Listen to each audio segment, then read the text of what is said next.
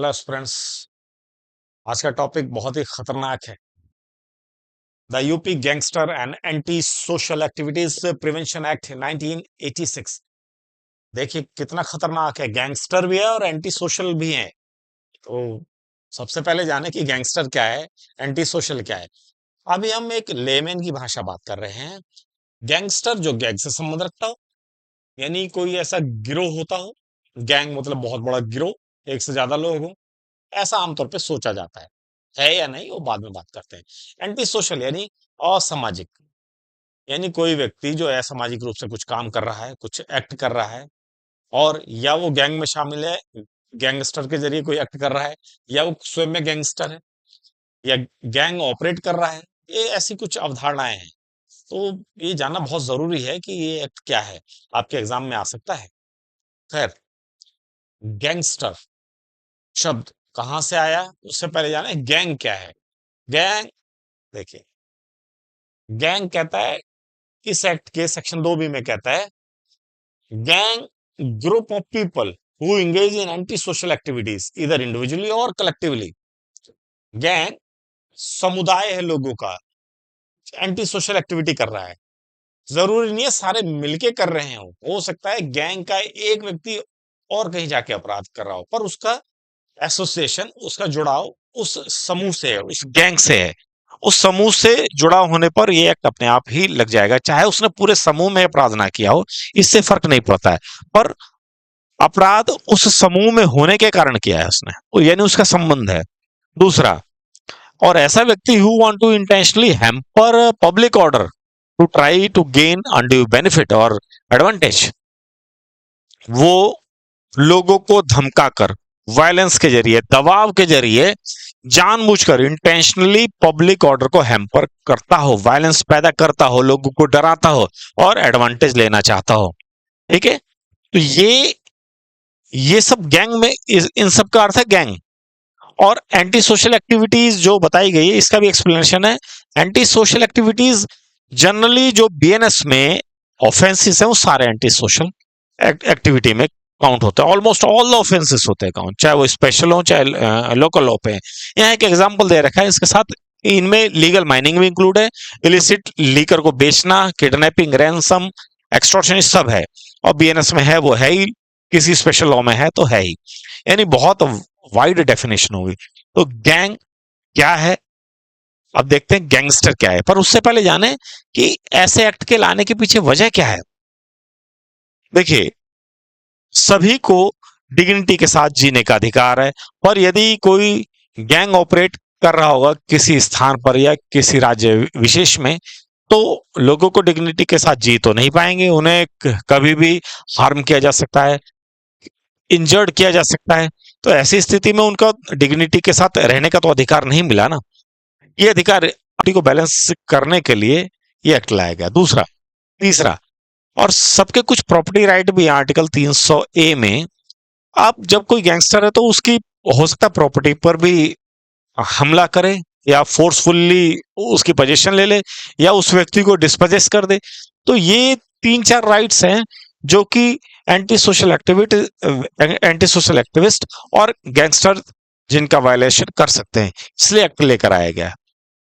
आपको मालूम होगा, सन 70 से लेकर 90 तक उत्तर प्रदेश में गैंगस्टर की बाढ़ थी। गैंगस्टर, यहां अराजकता का माहौल था कई बार, बल्कि सन 2000 तक के आसपास ऐसा मानने लगे जाने लगा कि पूर्वी उत्तर प्रदेश अपहरण की फैक्ट्री बन गई है, ऐसा माना जाने लगा। आप अगर जो लेख देखेंगे, पुराने इंडिया टुडे के लेख देखें या हिंदुस्तान टाइम्स के या कहीं के लेख देखें, तो अपहरण उद्योग सा बन गया था। बल्कि जो टीचर्स, प्रोफेसर या डॉक्टर्स होते थे, वो अपने इंस्टीट्यूशंस में अपने बॉडीगार्ड के साथ जाते थे, अकेले जाना मुश्किल हो गया था, विशेषकर पूर्वी उत्तर प्रदेश में। इन्हीं बातों को देखते हुए anti social activities prevention act 1986 लेके आएगा। इसलिए इंपॉर्टेंट है, आपको जानना बहुत ही जरूरी है। तो अभी मैंने बताया गैंग, अब देखिए, अब आता है gangster. Gangster 2C of the act में बताया जाता है, क्या कहा जाता है, अ पर्सन कैन इधर बी ए मेंबर और लीडर और ऑर्गेनाइजर ऑफ गैंग। कोई व्यक्ति, गैंगस्टर उसको कहा जा सकता है जो मेंबर हो, लीडर हो या ऑर्गेनाइजर हो। इसमें वो भी है जो व्यक्ति उनको सहायता करे या भड़काए, अवेट करे या असिस्ट करे। The person can play his role इधर बिफोर और after the commission of act. पहले भी कर सकता है, बाद में भी कर सकता है, और अपराध के दौरान भी वो व्यक्ति हो सकता है उस, या ऐसा व्यक्ति जो उनको हार्बर करे, हार्बरिंग करे, हार्बरिंग यानी जो उनको आश्रय दे, भोजन का, पानी का, रहने का, वो व्यक्ति भी गैंगस्टर में काउंट हो जाएगा। यानी कोई जरूरी नहीं है सबके साथ आप मिलकर अपराध करें, ऐसा कोई जरूरी नहीं है। कोई जरूरी नहीं है वो डायरेक्ट इन्वॉल्वमेंट हो सकता है, उनको अबेट करता हो, उनको बहकाता हो, सहायता करता हो, उनके आश्रय देने का प्रबंध करता हो, वो भी गैंगस्टर में काउंट होता है। जरूरी नहीं है कि बार बार ही ऑफेंस करे तो ही गैंगस्टर में काउंट होगा। एक ऑफेंस भी, उनको हार्बरिंग देना भी, उनको आश्रय देना भी, गैंगस्टर को आश्रय देना भी गैंगस्टर में ही काउंट होगा, उस व्यक्ति को भी गैंगस्टर माना जाएगा, ध्यान रखना। यानी किसी अपराधी को आश्रय देने की गलती मत कर देना कभी, वरना आप भी गैंगस्टर में काउंट हो सकते हैं, ध्यान रखिएगा। ऐसी सजा 2 से 10 साल तक हो सकती है और फाइन 5,000 रुपए तक का हो सकता है। और गैंगस्टर ने यदि पब्लिक सर्वेंट के प्रति कोई अपराध किया है, उसकी फैमिली के प्रति, तो यह सजा 3 साल से लेकर आगे तक हो सकती है और 5,000 रुपए का जुर्माना हो सकता है। देखिए ऐसी है सजाएं। और in case it is found the any public servant, अगर कोई पब्लिक सर्वेंट इस गैंगस्टर वाली एक्टिविटी में पाया जाता है या उनको असिस्ट करता है अपराध के बाद, अपराध से पहले, या अपनी ड्यूटी को फॉलो नहीं करता है, जो उसको लीगल ड्यूटी दी गई है उसका पालन नहीं करता है, और गैंगस्टर को छोड़ता है या अनदेखी करता है या रिपोर्ट नहीं लिखता, वटेवर जो भी है, तो ऐसे व्यक्ति को भी सजा दी जाएगी। ठीक है, उसकी प्रॉपर्टी डीएम अटैच करके सेल कर सकता है।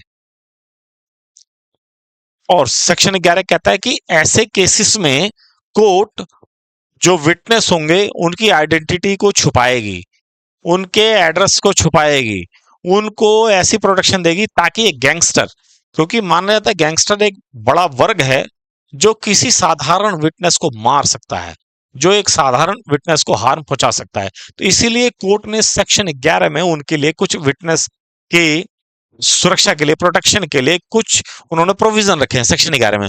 उसकी आइडेंटिटी को चेंज किया जा सकता है, एड्रेस को रिलोकेट किया जा सकता है, और कहीं उसको रखा जा सकता है, उसको आश्रय दिया जा सकता है ताकि वो सुरक्षित रह सके। ये सेक्शन 11 में है। आइए इसमें कुछ लीडिंग केसेस जाने। लीडिंग केसेस जाना इसलिए जरूरी है, आप अगर जो अपने एग्जाम में लीडिंग केसेस के उदाहरण लिख देंगे तो आपको बहुत फायदा मिलेगा। पहला केस है 1987 का, Ashok Kumar Dikshit versus state of UP. इसमें इलाहाबाद हाईकोर्ट कहता है कि इस प्रोविजन में अथॉरिटी को प्राइमा फेसाई सेटिस्फाई होने की जरूरत है कि उस व्यक्ति ने ऐसा किया है, और रीजनेबल और प्रोक्सीमेट, तार्किक रूप से माना जाए हाँ इसने ऐसा किया है, उसको लगता है ऐसा किया है, और प्रोक्सीमेट कनेक्शन हो, यानी नजदीकी का कनेक्शन ऑफेंस से, इस एक्ट के जरिए जो ऑफेंसेस जो बताए गए हैं, तो उसको माना जाएगा ये गैंगस्टर था, गैंगस्टर वाली एक्टिविटी में शामिल था, तो उसको सजा दी जा सकती है। इसमें जरूरी नहीं है कि कोई एक्ट ही दिखाना जरूरी हो सकता है मैंने आश्रय दिया अगर जो किसी अपराधी को, तो वो भी ऑफेंस हो, तो भी मैं गैंगस्टर में काउंट माना जाऊंगा। तो there is no need to be any overt or positive act of the person. जरूरी नहीं है कि उस व्यक्ति का कुछ ऐसा कार्य अपराधियों वाला दिखता ही हो, अपराधियों को आश्रय देना भी अपने आप में ऑफेंस है। Shraddha Gupta versus state of UP 2022 में कहा, single crime committed by gang is sufficient to implant gangster act. Gangster act उस व्यक्ति पर भी लगाया जा सकता है जो सिंगल एक्टिविटी में भाग लिया, सिंगल ऑफेंस में। जरूरी, क्योंकि इस एक्ट में ऐसा कहीं नहीं कहा गया है कि सीरीज ऑफ एक्ट होना चाहिए या ज्यादा एक्ट होने चाहिए। ये एक्ट यानी ऐसे कार्य, ऐसे एक्शन हो सकता है सिंगल ही करा तो भी वो गैंगस्टर में काउंट हो जाएगा, और ये एक्ट में उसको बुक किया जा सकता है, उसके ऊपर आरोप लगाया जा सकता है, उसके ऊपर ट्रायल चल सकता है। यानी गैंगस्टर होने के लिए ये नहीं दिखाना जरूरी है कि मैं इस गैंग से एसोसिएटेड बहुत समय से हूं या मैं नहीं हूं, एक सिंगल एक्ट ही आपको इसके अंदर बुक करने के लिए काफी है। 2023 में विनोद विहारी लाल वर्सेस स्टेट ऑफ यूपी कहा कि गैंगस्टर में है चाहे कोई पब्लिक ऑर्डर का डिस्टर्बेंस ना भी हुआ हो, फिर भी ऐसी मेंटल स्टेट रही और डिस्टर्बेंस संबंधित था उनसे नहीं हो पाया, यानी ऑफेंस कंप्लीट नहीं हो पाया, तो भी उस ऑफेंस में वो बुक हो सकते हैं। कोई जरूरी नहीं है कि हम उनके लिए कोई अल्टरनेटिव ही दें कि हाँ ये नहीं हो सकते।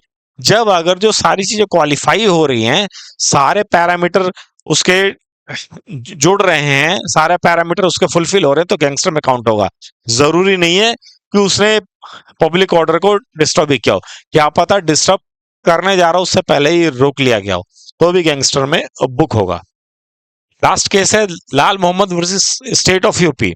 कहता है सिंगल एफआईआर का डॉक्ट्रिन बताया उसने। कहता है supreme court held that the single FIR or charge sheet indicating organised recurring anti social activities is sufficient to charge someone. Single FIR, कोई ये नहीं कह सकता जी मेरे प्रति ना एक ही एफआईआर हुई थी, नहीं, ऐसा संभव नहीं है। मैं इससे पहले मैं निर्दोष रहा हूं या कभी हुई ही नहीं है सपोज, तो भी ये कहने का कोई ग्राउंड नहीं है।